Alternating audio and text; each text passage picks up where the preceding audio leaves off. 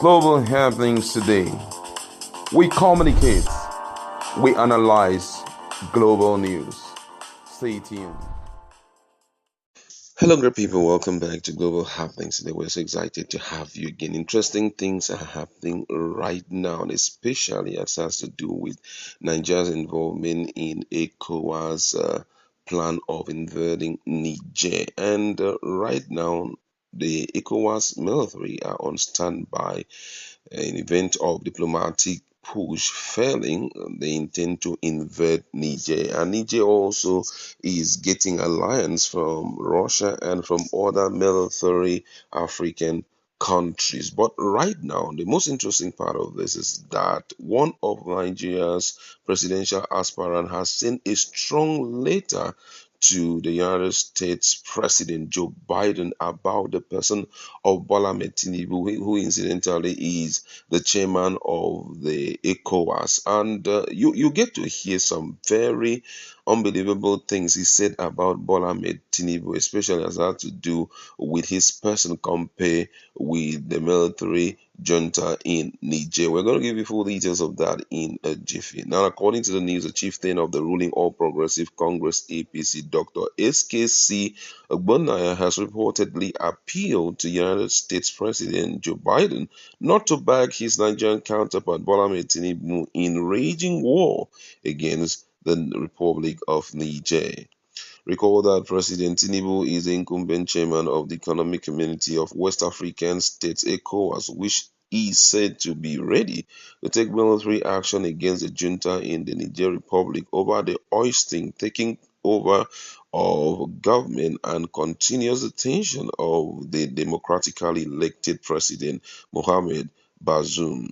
In a statement addressed to Biden, Ogbonnaya, who was the former presidential aspirant of the APC platform, reminded the US president of a speech in 1986 against apartheid South Africa at the US Senate floor, where he charged America not to be or not to become part of South Africa's problem, but to remain their solution. According to Sarah reporter, Ogbonnaya wrote the letter of admonition from his home in Texas. In the letter dated August 21st, 2023, which was captioned, Dear President Biden, Tiani is a lesser evil than Tinubu. The former aspirant stated that the option of invading Niger was an avoidable booby trap to a politically infamy of pyrrhic proportion, adding that if your support of President George W. Bush to invade Iraq in 2002 was a, mo- a monumental mistake, as you later claimed, endorsing the Economic Community of West African States (ECOWAS) under the leadership of Mr. Bola Ahmed Tinubu to invade the Niger Republic begs a mortal sin. I'll take that again. He said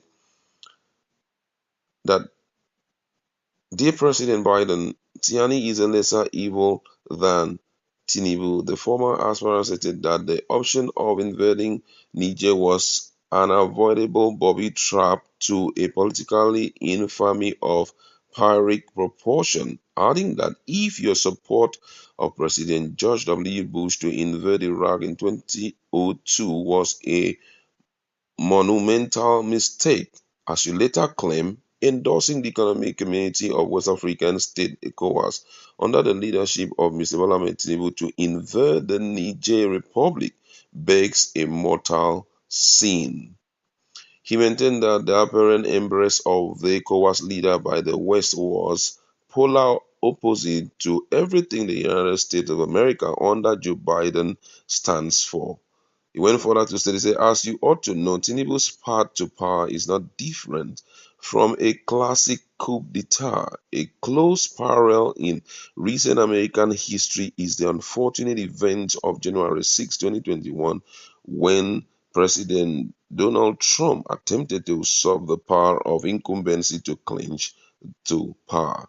The world saw it for what it was, prompting me to publish the piece, Coup in America, Why Trump Must Be Impeached Again. Neither you nor the US Congress needed to be told. Not only was Trump impeached for the attempted coup, but the Americans have also continued to prosecute him for the crime.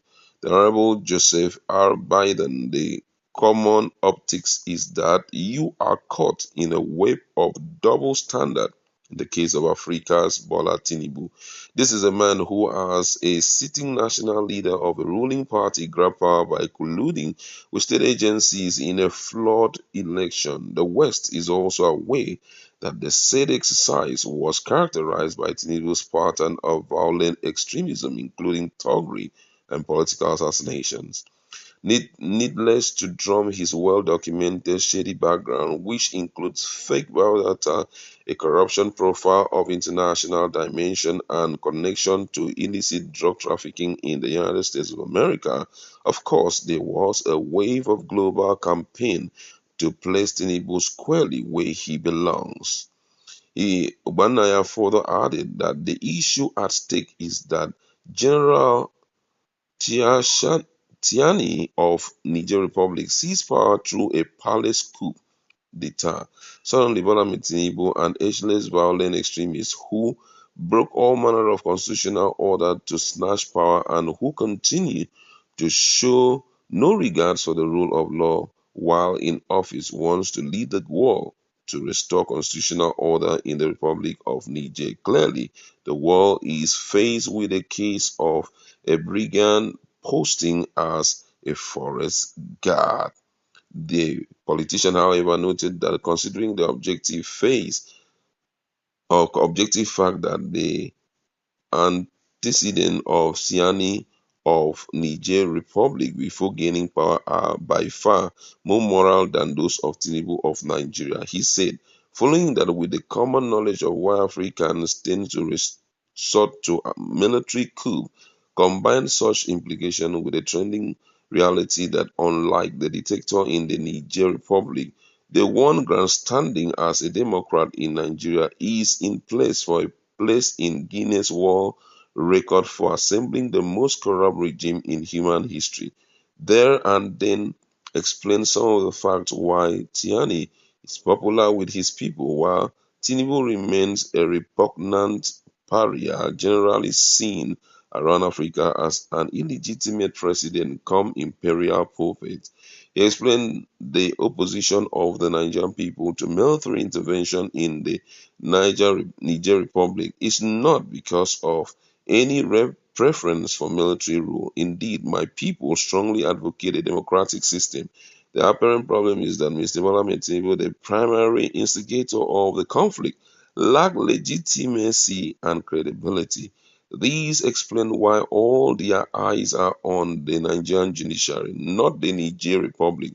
These very favorites simply wants to ensure that the Presidential Election Tribunal can rule in line with the Constitution and the extant electoral law. Those were the words coming from SKC Ogbonnaya, a former presidential aspirant of the All Progressive Congress APC. And for most people, it's really out of place to see a man who had been in APC write this kind of stuff. And one of the things that he kept buttressing on was the fact that Bola Tinubu, who is currently the ECOWAS chairman, did not come into power via a legitimate way. According to his word, he said that Bola Tinubu, who is a primary instigator of military intervention in restoring democratic power in Niger, came into power via conflict and that he lacks legitimacy and credibility. And Nigerians have reacted to this because for most people, they said that no matter what this government is doing, all eyes are on the judiciary. If you must be called excellency, then you must get into power via an excellent process. And right now, they are still in the court to see what will happen in the nearest future when the court comes up with their final verdict. Now, looking at all of these that Ogbonnaya had said, I think that Bola Tinubu's position, first of all, must be made known. He is not the one that is pushing for military intervention. It is ECOWAS. It's a unanimous decision. I can still remember after the meeting in ECOWAS that it was the president of Cote d'Ivoire that said that it was totally wrong for Tiani to enter into power via coup d'etat, and that they are already waiting to fight back and all of that. And he reiterated, I'm not supporting Tinubu, but he reiterated that this was not a war between Nigeria and Niger, but it was between ECOWAS and Niger. So it must be we must be very clear about this. But however, the issue of all eyes on the judiciary seems to be one of the very serious issue that Nigerians want to see perfected before they can give so much support to Bola Ahmed Tinubu. I won't talk more than this. Let's just meet in the comment section. What do you have to say about this strong speech or letter coming from SKC Ogbonna? Do you think that it's towards ensuring that Bola Ahmed Tinubu is always out of power?